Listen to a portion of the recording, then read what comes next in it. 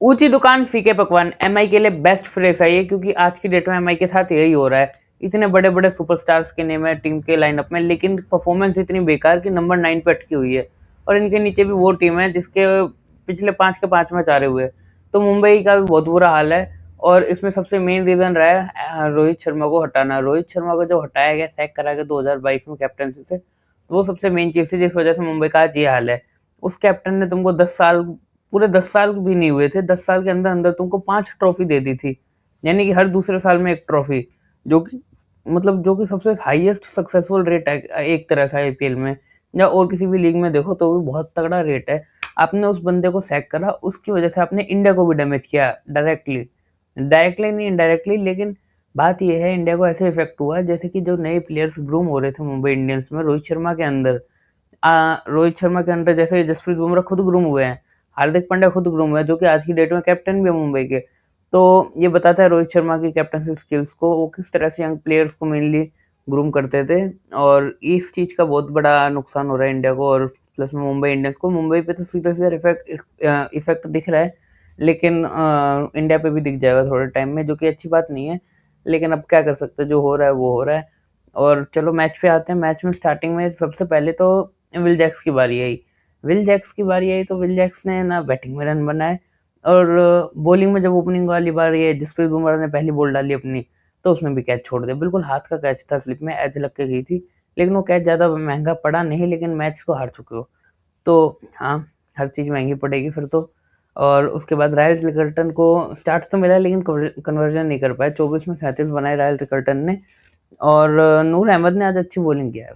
मेरे को नूर अहमद की बॉलिंग अच्छी लगी आज। और एक सेकंड देना ज़रा मेरे को। हाँ जी, फिर नमनदीप सिंह ने आए 37 में 57। अच्छी पारी थी, लेकिन यार थोड़ा सा यार इसके बाद है ना, कोई पार्टनरशिप वगैरह ढंग की उतनी बन नहीं पाई। लास्ट में हार्दिक ने भी इतनी सारी बॉल्स खेल ली कि प्रेशर भी बन गया, और जब प्रेशर निकालने गए तो फिर वो प्रेशर रिलीज भी नहीं हो पाया। तो उस टाइम पे तो बीच में ये भी लगने लगा था, हो सकता है स्पिन फ्रेंडली विकेट हो, और बिल्कुल ही बॉलिंग फ्रेंडली विकेट हो बहुत ज़्यादा। तो ऐसा भी लग रहा था, लेकिन नहीं, ऐसा कुछ था नहीं। थोड़े बहुत थी, लेकिन वो नॉर्मली थी यार एक टाइप से। चेन्नई भी बिल्कुल आराम आराम से खेल खेल के पहुंच गया वहां तक भी। तो उसके बाद अपने चिंगम भाई 12 में 21 करे हैं। यार सूर्या भाऊ का अब इंडिया की कैप्टनसी तो छोड़ो, मुंबई इंडियंस में तक जगह कंफर्म नहीं हो पा रही है। क्योंकि मुंबई इंडियंस में जब ये हाल है कि इतने टाइम से परफॉर्मेंस नहीं आ पा रही है, और आज भी इतना बेकार खेले हैं, तो देखते हैं कितने दिन तक टिकेंगे।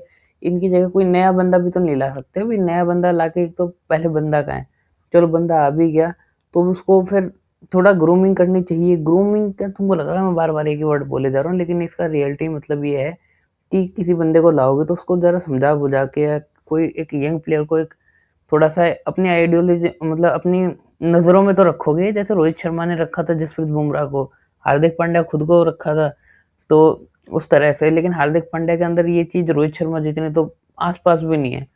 तो रोहित शर्मा का इसमें बहुत बड़ा इफ़ेक्ट डल सकता है अगर रोहित शर्मा को दोबारा कैप्टन बना देगा सीज़न तो। लेकिन ऐसा होने नहीं वाला, हमको भी पता है, आपको भी पता है। फिर अपने तिलक भैया 8 में 5, और फिर 23 में 18 हार्दिक पांड्या। क्या कहूँ मैं यार पांडू भाई पे।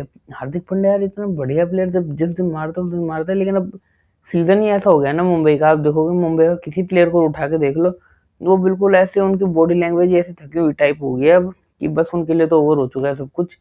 तो हाँ, मुंबई का तो ये हाल है। उसके अलावा बाकी किसी ने कुछ खास करा नहीं। लास्ट में बोल्ट ने एक छक्का मारा था पुल शॉट टाइप खेल के, लेकिन कुछ ज़्यादा फर्क पड़ा नहीं।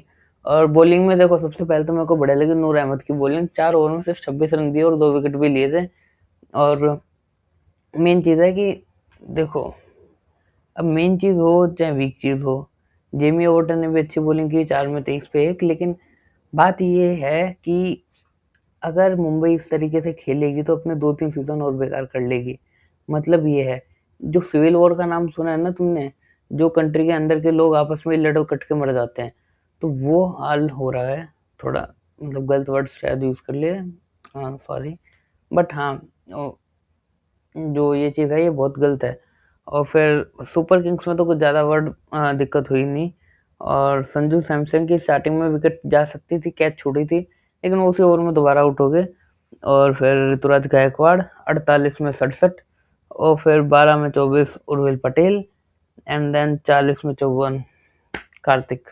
और कार्तिक और गायकवाड़ ने काफ़ी अच्छी मैच्योरिटी दिखाई, लेकिन कार्तिक की ये वाली इनिंग उर्विल पटेल के उन 24 रन के बिना नहीं आ पाती, क्योंकि उन 24 रनों ने फिर ना रनों का प्रेशर बहुत कम कर दिया था और कुछ ज़्यादा कुछ रह भी नहीं गया था।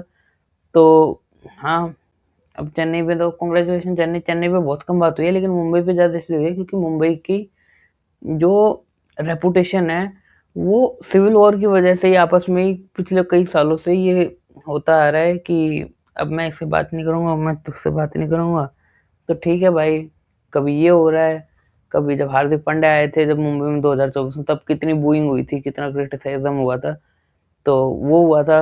लेकिन अब क्या कर सकते हैं, मुंबई को इस चीज़ में थोड़ा सुधार करना पड़ेगा, नहीं तो आने वाले भी कई साल ऐसे ही चले जाएंगे, पता नहीं चलेगी। तो इस वीडियो में इतना ही। आपको क्या लगता है कमेंट में बताना। Thank you so much.